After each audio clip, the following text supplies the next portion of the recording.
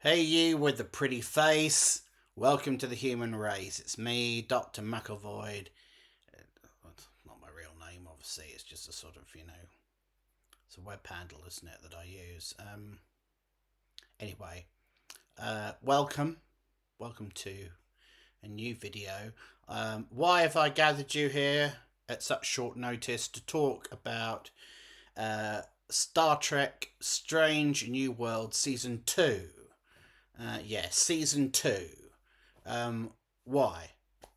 Why bother? And why am I wearing these? I'm not doing an impression of that bloke from the Cloud City in Empire Strikes Back, the operator, or whatever he was. No, I'm wearing these, really in an attempt to block out all the vitriol, all the venom, all the nasty comments and bad vibes that I received after my written review on Opinionoid Critics Log. I hope you're reading along of the final series episode that we had the other day.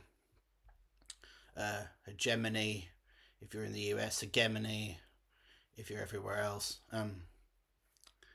Yeah. It's the only way I find that if I do this, then the world's a little quieter, a little more peaceful. It's a little easier to be alone with my thoughts. And yes, you'd be correct in thinking that being alone with my thoughts is sometimes an extremely uh, bad place to be. But anyway, um, there's a little more to be said about this second season of season 2 of Star Trek Strange New Worlds. A little more to be said, and that's why I'm making this videogram for you to discuss said thing. So let's begin, shall we, with a quote from the showrunner of Strange New Worlds, Akiva Goldsman. Akiva Goldsman, as you know, is the genius who wrote Lost in Space movie. He wrote Batman and Robin, stone cold classics of the cinematic arts that have really stand up as original and insightful, psychologically profound works. He was talking about the use of the Gorn in that final episode, which many critics, including yours truly, pointed out was as much of a blatant, brazen, clear cut canon violation as it was possible to have. You may as well have put Cybok on the bridge of the Enterprise, or I don't know. You may as well have put Captain Picard on Pike's Enterprise bridge, for God's sake. You know, it was.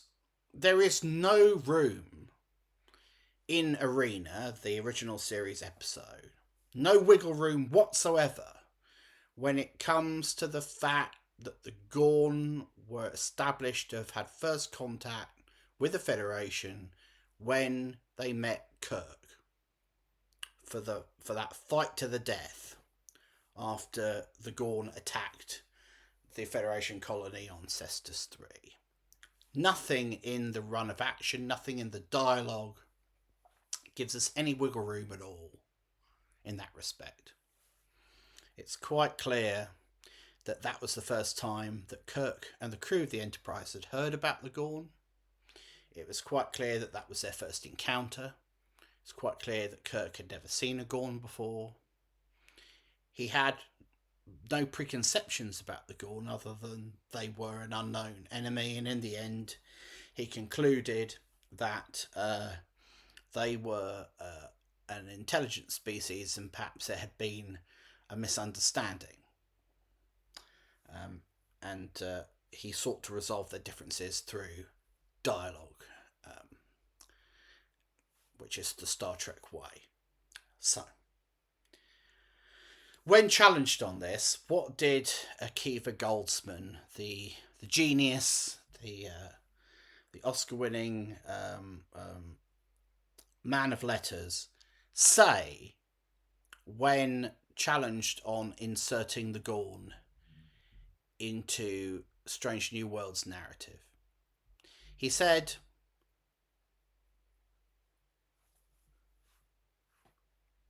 story beats canon.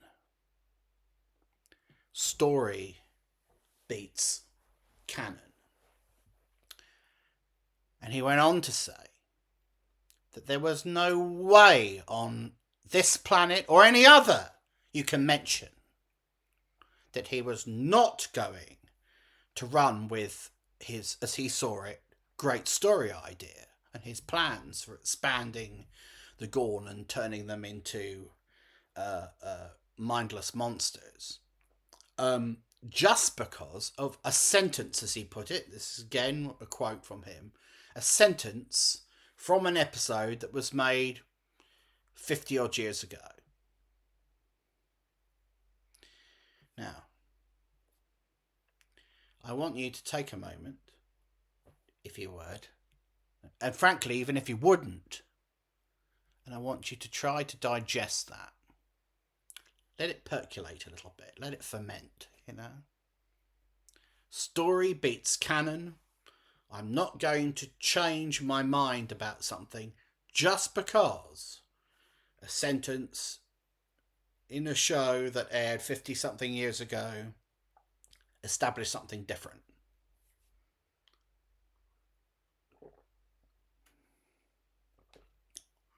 Now, I would argue that story beats canon is the mantra of the cultural vandal, and that it is quite possibly the stupidest thing that any showrunner involved in a long-established franchise has ever said on the record. And if that's what he said on the record, ladies and genitals, just imagine what he said privately. Probably something along the lines of, what the fuck? We're supposed to fucking like base what we do on what's in some old show that was cancelled after 3 seasons like 50 fucking years ago? What? I've never even seen Star Trek. Am I supposed to base my decisions on what's in it? We're making a show for now. We're making a show for today's audience, today's millennials, whoever the fuck they are. I've never met them. I mean, I see a few at conventions, but that's who we make the show for. We don't make it for you know, old Joe who's 75 and his middle-aged kids. What do these people want from us? You think with the schedule I got time to go and sit and watch 79 fucking episodes of a 60s TV show? I can remember everything about it that was relevant. You know, beaming and phasers and Kurt meeting the Gorn that time. That's all I need to know. That's all anyone remembers.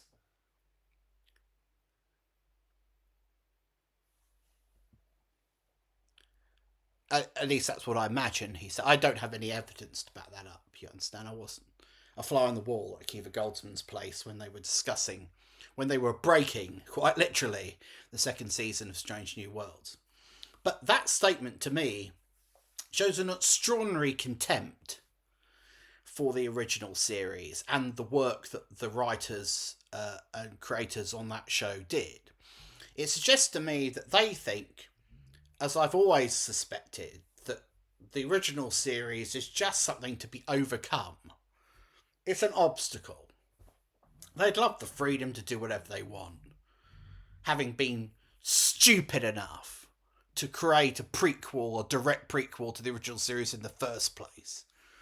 At least the people who made Enterprise had the sense to set their show a century beforehand, to give a lot of space, story time, between the events of their series and the original series. It gave them space, room to manoeuvre, not to violate canon, but to try to find ways to complement or set up the stories in TOS in a way that was congruous with those stories, but also was of their show, related to their characters, set in their little corner of the Star Trek universe. And when they did directly prequelize and sequelize original series episodes, for example, In a Mirror Darkly, which is set in the Mirror universe and picks up the events of the Tholian web, everything they did was congruous with what had come before. The Defiant that appeared in a Mirror Darkly, lost into space, or whatever it was, interphasic space, was the same ship that appeared in the original series episode. The same design inside and out. If you watch In a Mirror Darkly 1 and 2, and then you go and watch the Tholian web, they marry up. There's nothing in one that jars with the other, because the people who made Enterprise had respect for the original series, and they regarded it quite rightly as a sacrosanct and unassailable piece of established canon. Not something to be overwritten, not something to be overcome, but something to be complemented and, no pun intended in respect of the story of the augments, augmented. If only Akiva Goldsman and co. felt like that. And make no mistake, ladies and genitals, the Akiva Goldsman and co. have had the same conversations in their little writer's room, although probably to Akiva Goldsman's phone while he's been on a beach somewhere, in the case of Strange New Worlds, than that the Enterprise writing staff had 20 years before. The difference is that the writing staff of Enterprise under Rick Berman, wow, I can't believe it, Rick Berman's really gone up in everyone's estimation, hasn't he, kids? Rick Berman understood that there was a line which didn't cross. Michael Sussman, as I quoted in my blog, had that same conversation about using the Gorn as primary villains, as primary antagonists. We can't do it, he said, because Arena establishes that was first contact. We can't use them. That was the end of the discussion. But when Akiva Goldsman had the same idea, because, frankly, he has no original ideas, when he was thinking about the fact that the Gorn was something he knew about the period of the original series. It was a villain he knew, and Strange New Worlds needed a big villain of its own. So, hey, let's use the Gorn. When someone tapped him on the shoulder and said, sorry, Akiva, I've been checking Memory Alpha, that database of Star Trek encyclopedic information that you never look at, but which people have slaved over to effectively provide us with a record that we can use to avoid making continuity mistakes. I just checked it, and it turns out that Kirk's contact with the Gorn was the first. I don't fucking care about. Don't come to me with Memory Alpha. Memory what? What are we, geeks?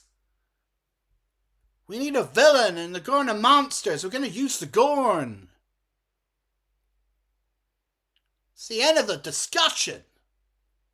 Now I've got racquetball in 10.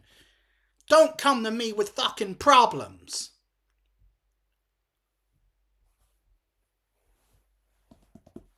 And so the Gorn have appeared in Strange New Worlds. Not just appeared. They're so now embedded in the mythology of Strange New Worlds that Starfleet know quite a bit about them. How they reproduce, what their classes of ship are, the taxonomy of the species. They've even developed weapons, for God's sake, to use against them, which have been sent to every Federation starship, just in case. In a convenient box marked Gorn stuff, or whatever it was. Hard to reconcile that with the blank expressions on Kirk's face when and indeed those on the Enterprise bridge when Gorn was mentioned as a term for the first time. And indeed, it's awfully strange that Spock and Uhura and now Scotty and Chapel indeed didn't pipe up and go, "Hey, the Gorn, we know all about the Gorn. We met them years back." Did you say the Gorn? Yeah, they're huge. They're huge in intergalactic antagonism. They're one of the big ones. They're massive. We can tell you all about them. We were there.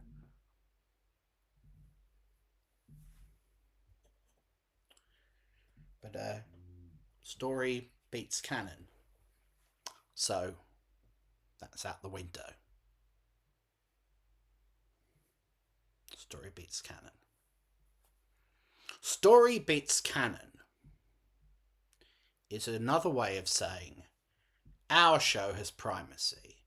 Our show beats canon. Our show overwrites canon. Our show is now the dominant, the hegemonic version of Star Trek, if you will. We are the hegemon, and everything we say is now canonical. Now, if you're going to stand for that, Trek Lords and Trek Ladies, well, you're better men and women than me. Because there should be nothing less than a revolt about this. Star Trek Strange New Worlds trades on the name of Star Trek. It trades on the franchise that was built meticulously and with great wit and intelligence over many decades. And now it's shamelessly overwriting it. And not in a good way, in an imbecilic way. We've talked in the past, you and I, you and me, just you and me together alone, about the comparison with something like Breaking Bad and Better Call Saul. I keep coming back to Better Call Saul because I think that it is the quintessential example of how to do a prequel correctly. There was never any danger of Vince Gilligan and the other writers of Breaking Bad, whose names I can't remember off the top of my head, which is why I'm desperately trying to cover, overwriting Breaking Bad. Not least because Breaking Bad is their own work. Their reverence for it and respect for it were priced in, built in, if you like, because it was their story. So there was never any possibility that they were going to look at what was in Breaking Bad and say, do we really have to bother with that? Couldn't we just sort of, go our own way? No. Because it's all one story, they understood. And in order for Better Call Saul to have integrity, dramatic integrity, it had to marry up exactly with Breaking Bad. And that meant overcoming some huge hurdles. Not least, how does Jimmy McGill, this three-dimensional character that we meet in Better Call Saul, become this one-dimensional comic shyster Saul Goodman that we meet in Breaking Bad? It appears to be an unassailable problem. But they found a way to make it work because they psychologically understood the character. They turned Saul Goodman into a psychological manifestation of Jimmy McGill's need to suppress his true self, to slip into a persona, to be performatively immoral, if you like, as a way of not just repudiating somebody who, as he saw it, was broken beyond repair, but all of the nonsense and all of the shit that was clad to his old life, all the things he wanted to forget. He embraced a shallow and immoral life to become a new person, somebody that played to his strengths, which were also his weaknesses, his worst weaknesses. That's a pretty clever way of handling that transition. But what it means, kids, is that if you watch Better Call Saul and Breaking Bad in chronological order, story order, they make total sense. Oh, sure, some of the characters mysteriously get younger in the second half of the story, but there's not a lot you can do about that unless you're prepared to spend, millions of dollars they didn't have on de-aging. But they did. If you can suspend your disbelief just a little bit, and you only need to do it a little bit, and like in Star Trek Strange New Worlds, where you have to make monumental leaps to make it work, you can see a story that works beautifully. 11 seasons of great storytelling, which marry up in the middle perfectly. Compare and contrast that with Strange New Worlds and the original series of Star Trek. It couldn't be more different, could it, kids? Because with Strange New Worlds, not only do you have visual discontinuity, but you have character discontinuity. If you watch those two shows, let's assume that Strange New Worlds is completed, which at the moment is not a given. It could be 2 years before we see the concluding episode to the season 2 finale. 2 years to see the second part of a story that we don't care about and that we're struggling to remember now, for God's sake. Utterly ridiculous. But they better hope that, someone doesn't fall pregnant or get struck by lightning or quit in the intervening 2 years. What are they going to do? Ortega's just stepped off the bridge. She won't be back. In the Gorn attack, the turbo lift shaft collapsed and she fell out into space. Sorry, sir. Well, I wouldn't be sorry, would you? But you know what I mean. Anyway, where were we? Yeah, continuity. And in my blog review, I call it the problem of chronology. That if you watch these stories in the correct order, they don't make sense. How is it that suddenly these characters that you've got to know on an emotional level, a show where the primary focus is on their background and who they are and how they feel, suddenly become cold and professional and formal? And there's this marked shift in emphasis to plot-driven science fiction storytelling, and their inner lives are not quite so important anymore. Uhura, we spend so much time getting to know Uhura, don't we? And one day she's just going to be the woman that's sitting there going, hailing frequencies open, Captain. I'm getting a message from, whatever. It's going to be very jarring if you watch it in order.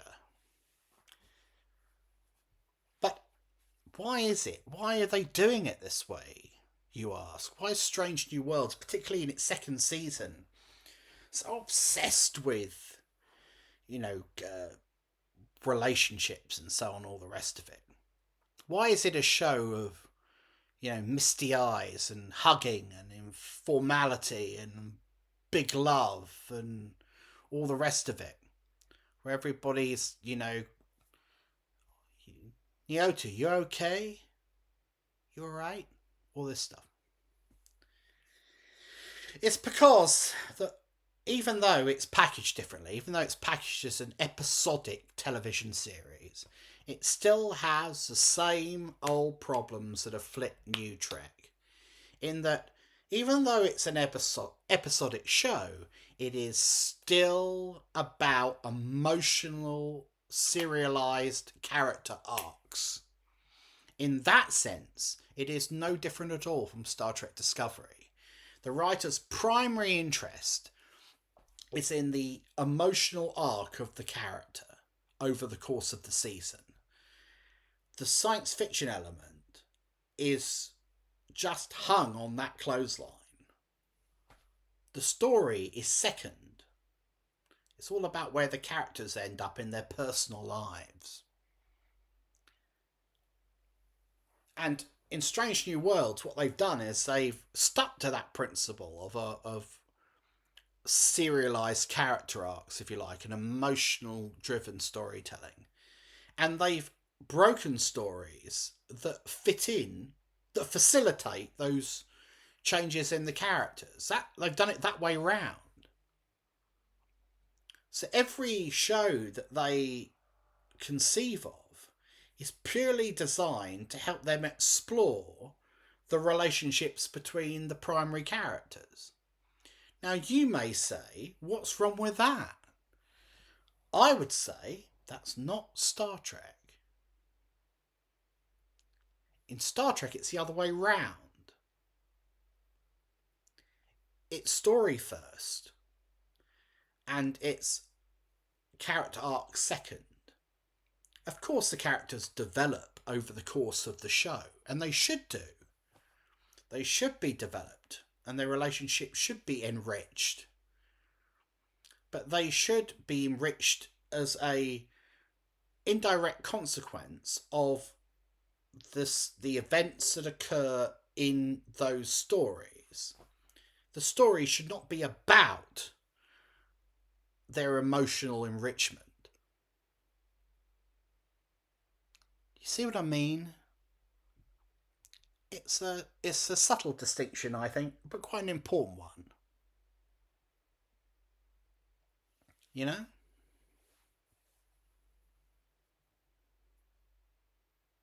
I mean, on other Star Trek shows, there were dedicated episodes that advanced the characters. Like in TNG, Sins of the Father, for example, where Worf's character was quite radically advanced in one episode. We learnt a lot about his background and a lot about who he was, and a lot about his warrior code and what he was prepared to do in order to, remain an honourable guy. But that episode was conceived first and foremost as a great story. A great Worf story. And that used to be how the writers thought about it.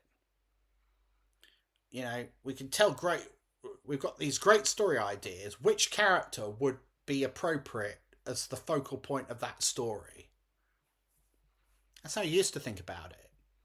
Now, they sit down in a room and Akiva Goldsman says, right, so I want Worf and Chapel to get close and then be pulled apart. I want Pike and Batel to have some sort of on-off relationship. I want,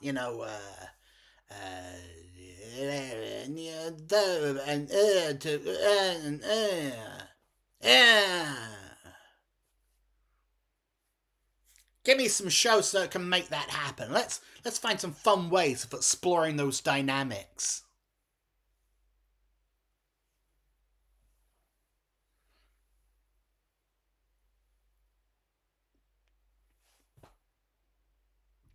Yeah?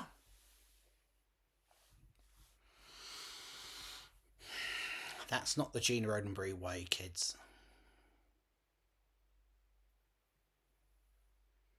In Gene Roddenberry's Star Trek universe, the characters developed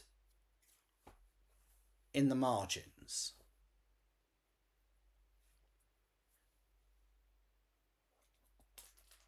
And, occasionally we'd learn a little new tidbit about them, or they'd be put through the ringer. And the Tholian Web that I mentioned earlier, for example, was a show about, the Enterprise being in a situation in extremis, but the plot was driven by the attempt to rescue Kirk and to be free of said Tholian Web. And that situation, where the emphasis was, allowed for some exploration of Spock and McCoy's relationship. It was really tested in extremis. And as a consequence of that, at the end, they reached, I'd like to think, and I think you'd like to think, a little bit of a better a mutual understanding. Didn't end their sort of frenemy antagonism toward one another, but you certainly felt it in that episode much more than in most others. But it was a good story to explore that dynamic. But the point is, the show never forgot that primarily it was about, you know, solving certain problems. They didn't sing about it in a musical episode. Mr. Spock, you're not fit to be captain of the Enterprise. Not in my eyes.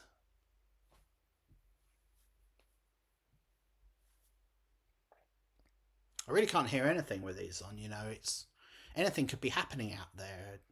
The place could be on fire for all I know. Wish it was.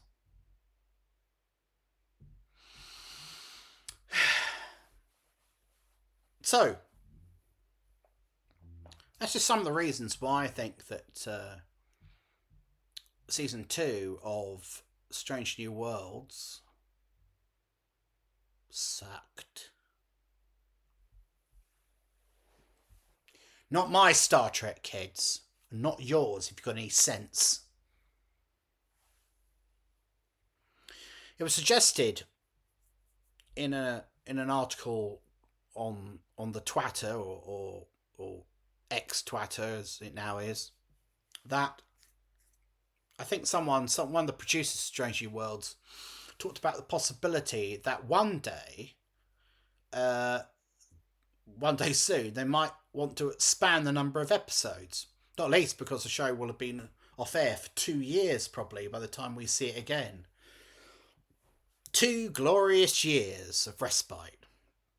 And he was saying, yeah, it's the most popular show there is. Never been a better Star Trek show. But, oh, wow, we could really do with more episodes. He was talking about a 20-episode season.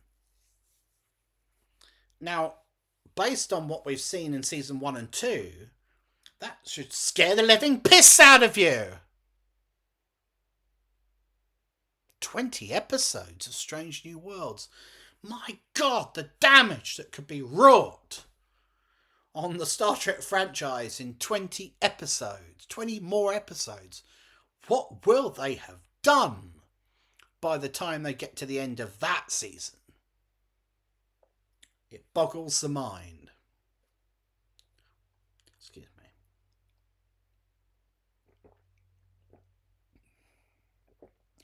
But I end on this as a sort of a coda, if you like, to what I've said, because, of course, a 20-episode season of Strange New Worlds could be a lot better.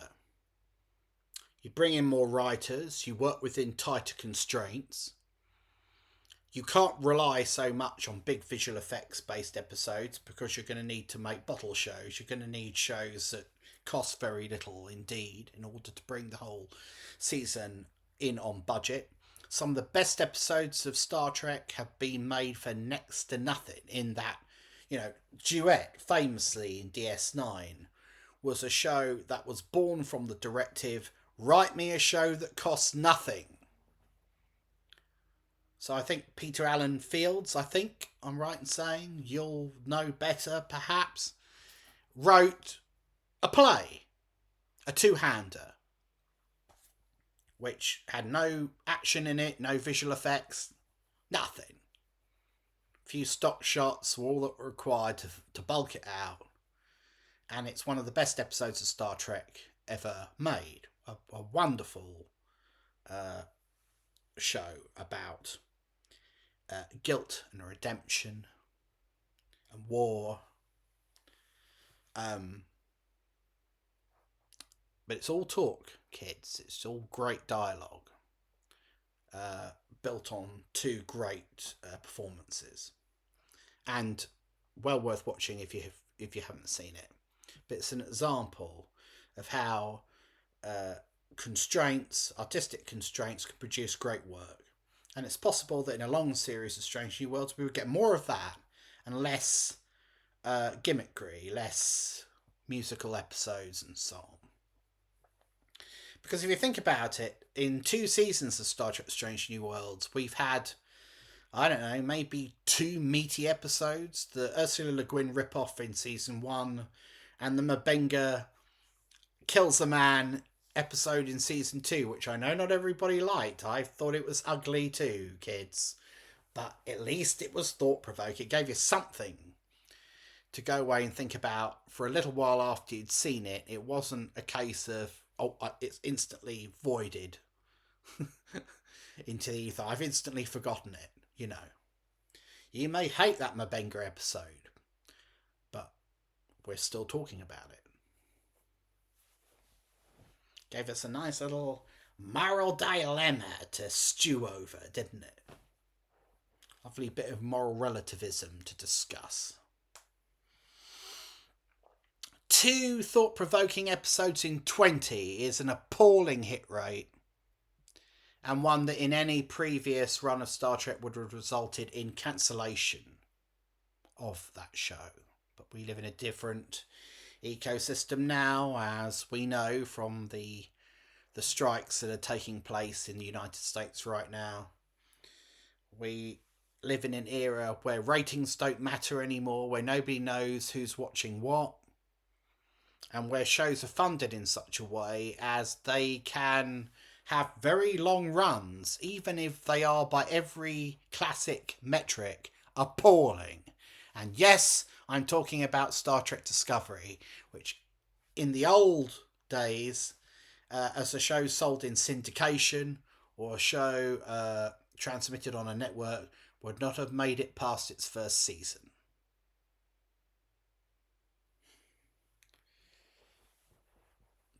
So, Strange New Worlds, we're told, will return someday. Someday. And when it does, when the climax for the second season is finally resolved, probably at least 2 years after the first part went out. 2 years! We will learn whether the powers that be are serious about making a great season of Star Trek full of thought-provoking science fiction stories, allegorical storytelling, morality plays, that sort of thing. Maybe with the occasional bit of filler dropped in, but you can get away with that in a much longer season. That's all right. It's not the end of the world.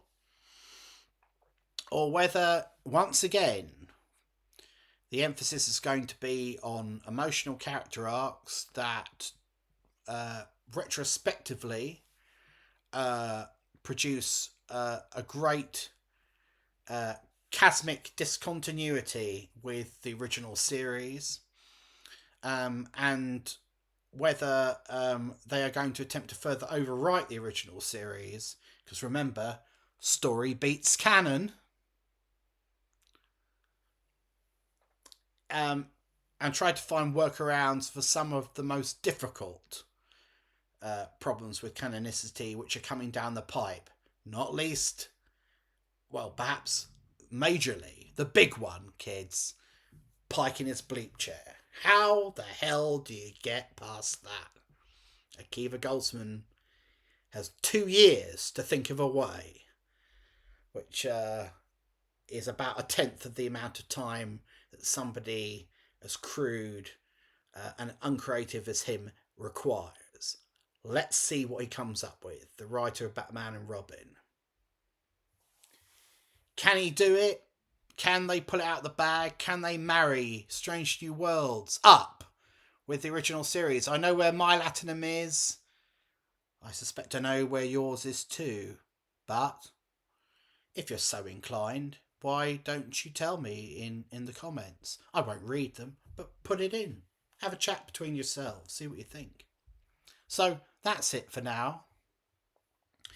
We've got a 2-year break between the next this season of Strange New Worlds next, I'm going to spend it trying to purge my system of all impurities. I'm going to try to get fit, get healthy, body and mind, um, and see if that helps. See if when Strange New Worlds returns, I can watch it without those dark thoughts and impulses that I've experienced throughout season 2.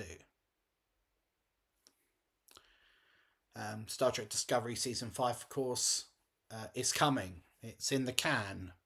Sadly, nothing can stop it. So I will review it on Critics Log when it goes out, and no doubt there'll be plenty to say there before we forget about it forever. So, from me to you, have a lovely day and a smashing week and a restful 2 years, and I'll see you next time. The Doctor is out. Not real Doctor, obviously.